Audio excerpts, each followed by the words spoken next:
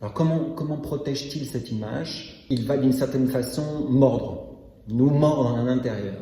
Voilà, il peut parfois, en fonction des situations, du comportement, du pixel qui a été touché et de l'importance qu'on donne à ce pixel à l'extérieur, eh ben, il va soit nous pincer en disant bah, il y a un truc quand même, c'est pas bon ça. Voilà.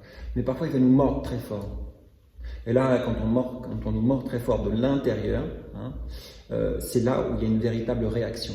Et c'est à travers cette morsure de Cerbère que l'ego en fait génère au même moment, pour nous protéger, pour protéger cette image, soyons clairs, va générer en fait une pensée qui est chargée émotionnellement, généralement négativement, et qui va générer premièrement l'émotion,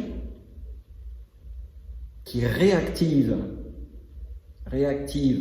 à la situation, au comportement, à la circonstance, et qui va nous faire entrer dans une série conflictuelle. Ce sont les schémas répétés en fait. C'est ce qu'on appelle les schémas répétés, dans lequel chacun d'entre nous se leurre. Et ça va entraîner toute une série de comportements, de ce que j'appelle des guerres. Et comprenez guerre dans le sens large, c'est pas je prends ma mitraillette et je vais aller batailler avec le pays contre le pays voisin, là. Mais ce sont des guerres dans les familles, parce que l'identité, là, ça a été touché, et le comportement qu'il ou elle a eu, ou ce qu'il ou elle a dit, là, c'est pas correct.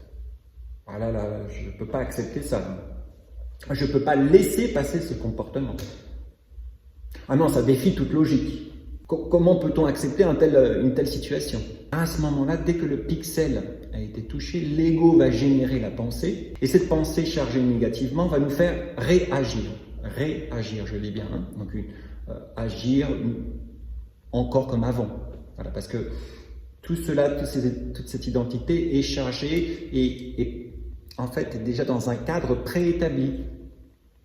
Ces pixels, cette image, nos pancartes sont déjà figées. Bon, il y a un peu d'apprentissage, il y a des pixels qui vont se rajouter, il y en a qui vont un peu s'endormir par des études. Mais globalement, ça reste tel quel. Et à travers ce système-là, en fait, notre ego, à travers le pixel touché et la pensée réactive associée, va générer une série conflictuelle.